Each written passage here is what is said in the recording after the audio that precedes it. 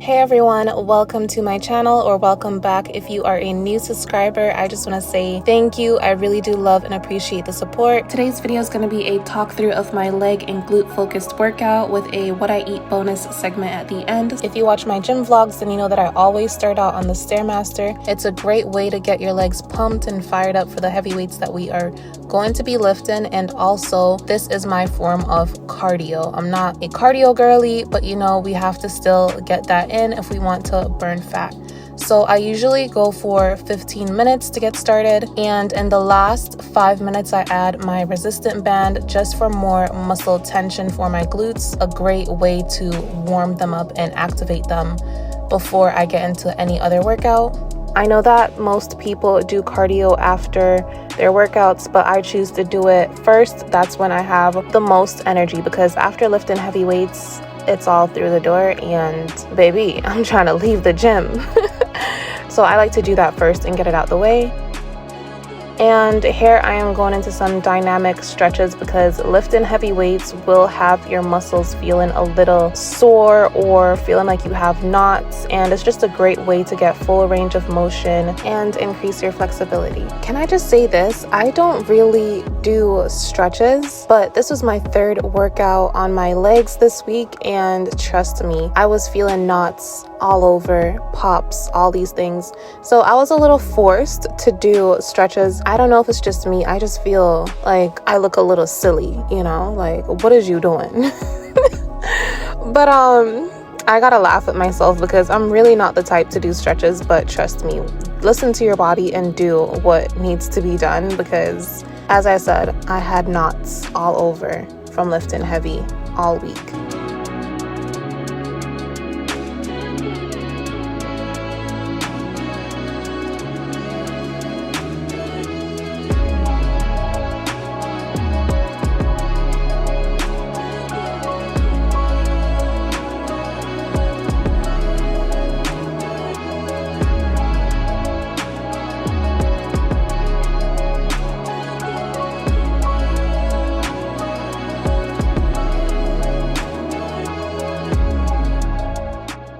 Next, we are diving into the worst, Bulgarian split squats. It's a love-hate relationship, but first I always start out with practicing form with any and every workout that I will be doing, and dependent on how you perform these, it could be more glute or quad focused. When you are more straight, it's quads that are taken over, and as you can see, when you lean forward a little bit and have your knees go a little bit past your toes, it will be a little more glute focused. So depending on how you want to perform these, just know that, and always, you can record yourself, look in the mirror and see how your posture and position is. Mind to muscle connection. See where you're feeling muscle tension and which muscle group the workout is targeting. You want to be very intentional when you're working out. And as much as Bulgarians are a love-hate relationship for me, my left leg is definitely weaker than my right. So doing isolated workouts is definitely going to help match the strength level of the other side. So these types of workouts, if you find that one half of your body is more dominant than the other, it's definitely a great way to build strength on the weaker side.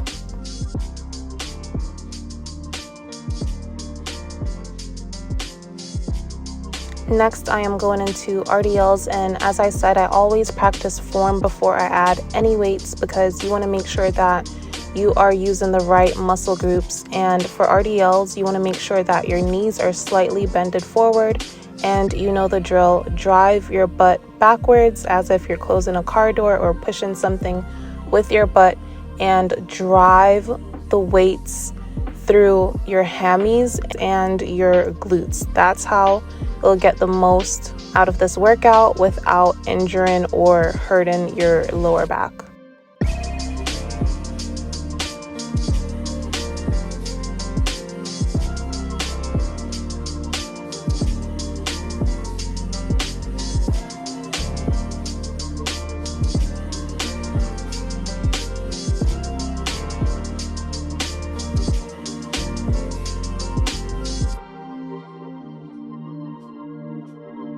Next, I am going into Sumo Squats, and this is just a little trick to get the right feet position in when doing this workout. I saw this on TikTok. It really is helpful. And again, here I am practicing form before grabbing the weights. These burn so good in the right way. Like, I love when I know that like a workout is really targeting the right muscle groups. I don't know, I get so passionate about this stuff. But these are really a challenge. Also, grab weights that challenge you, not something that, you know, you can lift easily. Like, you want to challenge your muscle. You want to rip those muscle fibers just so that they can build and become bigger. That's how you grow a nice round booty, okay? Then I'm going into some kickbacks. I also saw this on TikTok as well. So I find that placing the band just below your bum helps to target your bum a little more as opposed to placing it around your ankles. I bounce back and forth between doing both variations. When it comes to the cable machine, there is so much flexibility in what you could do. It's all up to you to just explore and see what you like. Again, with doing mind to muscle, seeing which one really targets the muscle that you are trying to work on. So this is just another perfect example of how many variations you can do when it comes to working on a cable machine and doing any workouts, not just kickbacks. I definitely want to do a video that is cable machine focused for lower and upper body. Last, we have hip thrusts. I like to save these for last and just finish with a bang. I absolutely love these. This is the ultimate booty builder. You cannot say you are trying to build a bum and you're not doing hip thrusts. It just doesn't make any sense. These target the glutes like no other. Again, you want to make sure that you practice form before you lift the weights. You also want to make sure that you are challenging your muscles each time. You want to do progressive overload. You don't want your muscles to get too used to the same weight because then it stops growing. You want to make sure that you are constantly upping your weight and challenging your muscles. Trust me, you're stronger than you think. You could do it. I recently stopped doing 3 sets and now I aim for 5 sets. And again, each time I am slowing down my reps. I'm having pauses at the top. And on the last set, I do a 10-second hold at least. So again, you want your muscles to spend more time under tension. That's when you start building muscles.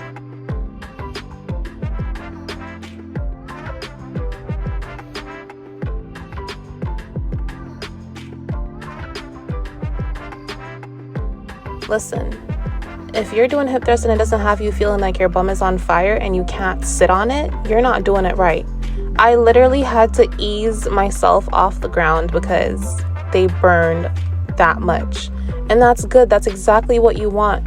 Guys, if you're in the gym and you're lifting weights, please be intentional. There's so many tips that I could say and give you guys, and every day I'm still learning. I don't know it all. I don't want to come on here and make it seem like I am perfect at this. Every day I'm still trying to be patient with myself and still trying to learn from others.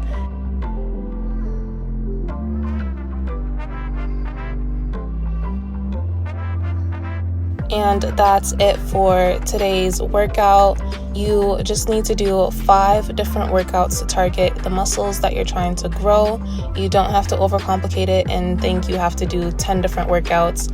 5 is enough to get the job done. And with each workout, I will switch it up. So some days I'll do leg press, squats, or cable pulls. That way I'm still bringing shock to my muscles and I'm not falling into the same exact routine. Find a couple workouts that you like and switch it up each day, but just know that you only need to do 5. And that brings us to our food segment. So as much as I want to show you guys my workouts, I also want to show you guys what I eat for maintenance and muscle growth. I feel like there's a lot of gym influencers that look amazing, but you hardly get to see what their diet is like. But you don't have to worry about that over here because I'll always show you guys being that nutrition plays an even bigger role when you're working out. As they say, it's 20% workout and 80% what you eat.